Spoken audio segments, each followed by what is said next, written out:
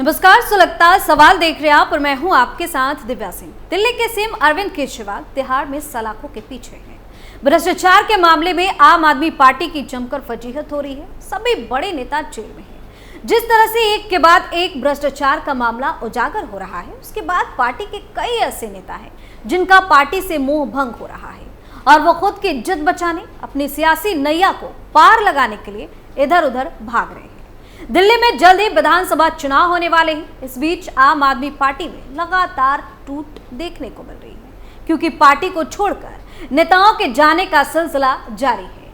केजरीवाल के जेल जाने के बाद जहां पार्टी कमजोर हो गई है, वहीं दिल्ली में बीजेपी की स्थिति मजबूत होती जा रही है। अगर कांग्रेस की बात करें तो अब कांग्रेस और आम आदमी पार्टी की दोस्ती दुश्मनी में बदल गई है। ये भी केजरीवाल के लिए टेंशन की बात है। दोस्ती टूटने से लेकर भ्रष्टाचार तक और पार्टी नेताओं के साथ छोड़ने पर तमाम तरह के सवाल सुलग रहे हैं। विधानसभा चुनाव से पहले कैसे लगा बड़ा झटका? तिहाड़ में क्यों परेशान हो गए सीएम केजरीवाल? आपके विधायक और पूर्व मंत्री ने क्यों बदला पाला? केजरीवाल के जेल जाते ही आप में क्यों मची भगदड़? इन सवालों ने सियासी पारा हाई कर दिया है और आम आदमी पार्टी की टेंशन बढ़ा दी है। अरविंद केजरीवाल की मुश्किलें कम होने का नाम नहीं ले रही है। पहले से ही वो खुद और उनके कई बड़े नेता भ्रष्टाचार के आरोप में जेल में बंद हैं और अब आगामी विधानसभा चुनाव से पहले उनकी पार्टी के नेता अपने शीर्ष नेता पर गंभीर आरोप लगाकर साथ छोड़ रहे हैं। दिल्ली सरकार के पूर्व मंत्री राजकुमार आनंद बीजेपी में शामिल हो गए हैं। राजकुमार आनंद के साथ उनकी पत्नी वीणा आनंद भी बीजेपी में शामिल हो गए। इसके अलावा आम आदमी पार्टी के कुछ अन्य नेता भी बीजेपी में शामिल हुए हैं। इतना ही नहीं, आपके मौजूदा विधायक करतार सिंह तंवर भी बीजेपी में शामिल हो गए। दिल्ली में अगले ही साल विधानसभा चुनाव होने हैं। ऐसे में राजकुमार आनंद के बीजेपी में शामिल होने को आम आदमी पार्टी के लिए एक झटके के तौर पर देखा जा रहा है।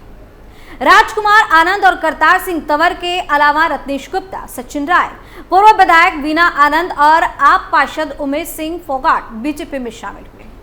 बीजेपी का दामन थामने के बाद राजकुमार आनंद ने कहा कि उन्होंने दिल्ली के मुख्यमंत्री अरविंद केजरीवाल से आग्रह किया था कि वो दलितों के कल्याण के लिए काम करें, लेकिन उन्होंने उनका आग्रह ठुकरा दिया था। राजकुमार आनंद ने कहा कि मुझे इस बात की खुशी है कि बीजेपी ने मुझे पार्टी में आने का मौका दिया। मैं सभी और खासकर दलित समुदाय के कल्याण के काम करने के लिए प्रतिबद्ध हूँ। राजकुमार आनंद ने कहा, यह मेरी जिम्मेदारी है कि मैं समाज को लौटाऊं। मैंने केजरीवाल से दलितों के कल्याण के लिए काम करने को कहा था, लेकिन वो लगातार मेरा आग्रह ठुकराते रहे, जिसकी वजह से मैंने इस्तीफा दिया। राजकुमार आनंद ने केजरीवाल सरकार पर सवाल उठाते हुए कहा कि दलितों के कल्याण के लिए आने वाला फंड आखिर कहां गया? इससे पहले अप्रैल के महीने में राजकुमार आनंद ने आप सरकार में मंत्री पद से इस्तीफा दिया था। पटेल नगर से विधायक रह चुके राजकुमार आनंद ने आप सरकार से इस्तीफा लेते वक्त कहा था कि भ्रष्टाचार को लेकर दिल्ली सरकार की जो नीति है वो उससे सहमत नहीं है। हालांकि आम आदमी पार्टी छोड़ने के बाद राजकुमार आनंद बीएसपी में शामिल हो गए थे। उस वक्त ये भी कयास लगाए जा रहे थे कि राजकुमार आनंद बीजेपी में शामिल हो सकते हैं, लेकिन उस वक्त वो हाथी पर सवार हो गए। अब राजकुमार आनंद ने अपनी पत्नी के साथ बीजेपी का दामन थाम लिया है। राजकुमार आनंद ने बीएसपी में शामिल होने के बाद नई दिल्ली लोकसभा सीट से पर्चा भी भरा था। राजकुमार आनंद ने बसपा में शामिल होने के बाद कहा था कि वो अपने घर लौट आए। आपसे इस्तीफा देने के बाद राजकुमार आनंद ने कहा था कि आप में दलित विधायकों, मंत्रियों और अन्य नेताओं को सम्मान नहीं दिया जाता है। अरविंद केजरीवाल सरकार में सामाजिक कल्याण मंत्री रह चुके राजकुमार आनंद ने साल 2020 में पहली बार पटेल नगर विधानसभा सीट से जीत हासिल की थी। वैसे इसी विधानसभा सीट से राजकुमार आनंद की पत्नी भी विधायक रह चुकी हैं।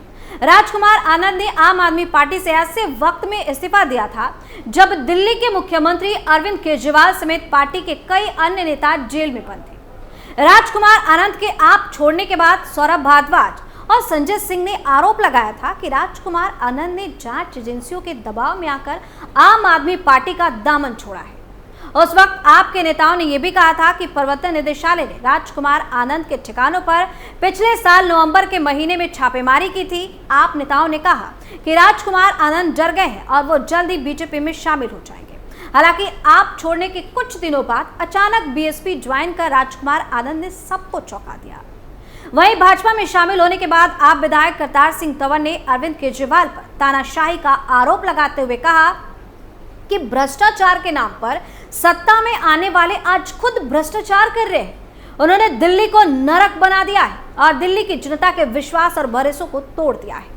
उन्होंने मुख्यमंत्री अरविंद केजरीवाल पर दिल्ली की जनता के साथ धोखा और छल करने का आरोप लगाते हुए पूरे समर्पण से भाजपा के साथ काम करने की बात कही। वहीं राजकुमार आनंद ने दुनिया की सबसे बड़ी पार्टी में शामिल होने के लिए गर्व की बात बताते हुए प्रधानमंत्री नरेंद्र मोदी, केंद्रीय गृह मंत्री अमित शाह और भाजपा के राष्ट्रीय अध्यक्ष जेपी नड्डा के प्रति आभार व्यक्त किया। उन्होंने कहा कि वे पीएम मोदी के विजन को सीधे दिल्ली की जनता से कनेक्ट करने के लिए काम करते रहेंगे। बता दें कि केजरीवाल के तिहाड़ जाने के बाद से ही पार्टी में भयंकर बवाल देखने को मिलता रहता है। लोकसभा चुनाव में जो दिखावे की दोस्ती कांग्रेस से हुई थी वो अब टूट चुकी है और अब ये दोनों एक दूसरे के खिलाफ मैदान में उतरने की तैयारी में है, यानी कि आर पार का मूड दिखाई दे रहा है। आने वाले चुनाव और केजरीवाल की हालत को देखकर मानो कांग्रेस एक ही गाना गाए जा रही है कि अपनी तो जैसे तैसे थोड़ी ऐसे या वैसे कट जाएगी, आपका क्या होगा जनाब याली। ये केजरीवाल को चढ़ाने वाली बात है। अब गौर करने वाली बात यह है कि लोकसभा चुनाव 2024 में बीजेपी का दिल्ली में बेहद शानदार प्रदर्शन रहा था और पार्टी ने 7 सीटों अपने नाम की। वहीं केंद्र शासित प्रदेश में सत्ताधारी पार्टी और तीसरे नंबर पर जा चुकी कांग्रेस ने लोकसभा के लिए गठबंधन किया, लेकिन उस गठबंधन के बावजूद विपक्ष को फायदा नहीं हुआ। अब जब आम आदमी पार्टी ने ऐलान कर दिया है कि वो दिल्ली में अकेले चुनाव लड़ेगी, तो कांग्रेस ने भी अपने तेवर दिखाने शुरू कर दिए और केजरीवाल के खिलाफ मोर्चा खोल दिया है। कांग्रेस ने दिल्ली के चुनाव नतीजों पर विश्लेषण करने के बाद संगठनात्मक स्तर पर काफी अहम कदम उठाया है। पार्टी 2 दर्जन से ज्यादा सीटों पर अपनी नजर बनाए हुए है। कांग्रेस को उम्मीद है कि यहां उसका लोकसभा चुनाव के दौरान प्रदर्शन अच्छा रहा है। कांग्रेस उन सीटों पर फोकस कर रही है जहां उसे मामूली अंतर से हार मिली है या जहां अल्पसंख्यकों, दलितों और पिछड़े वर्गों की आबादी ज्यादा है। इसके चलते पार्टी ने 70 में से 25 विधानसभा सीटें चुन ली हैं। माना जा रहा है कि विधानसभा चुनाव से काफी पहले इन सभी सीटों के लिए कांग्रेस पार्टी अपने प्रत्याशी घोषित भी कर सकती है। यह चुनाव की घोषणा के बाद उम्मीदवारों की घोषणा करने की पार्टी की पारंपरिक रणनीति से बहुत अलग है। जिस तरह की प्लानिंग कांग्रेस की तरफ से की जा रही है, उसके बाद तो केजरीवाल के लिए और भी राहें मुश्किल होने वाली है। साथ ही कई ऐसे नेता हैं जो चुनाव से पहले पाला बदलकर कांग्रेस का भी दामन थाम सकते हैं, जैसे बीजेपी का दामन थामा। वहीं दूसरी तरफ बीजेपी ने तगड़ी प्लानिंग के तहत केजरीवाल को मात देने की तैयारी शुरू कर दी है। वहीं मजबूत रणनीति को देकर आम आदमी पार्टी के नेता अब बीजेपी का दामन थामने लगे हैं, जो केजरीवाल के लिए एक बहुत बड़ा झटका है।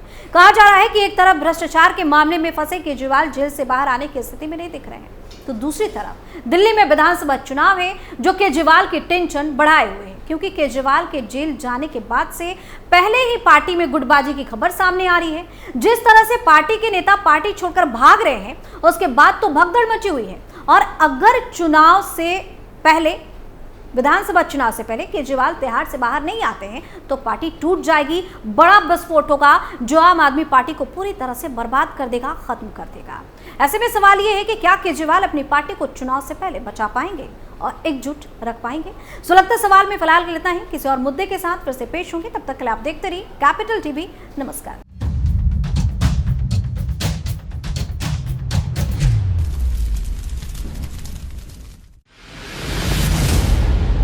मैं राजनीति करता नहीं, पर राजनीति को बहुत गहरे तक समझता हूं। मैं लोगों के बीच रहता हूं, लोगों के मन को अच्छे से जानता हूं।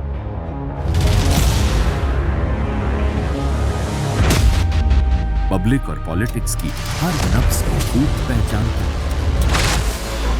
संघर्ष की सियासत से सत्ता के सिंहासन तक मैं हर खबर से खरा सच निकालता हूं। ना कोई दौड़, ना कोई race. Capital TV, Uttar Pradesh.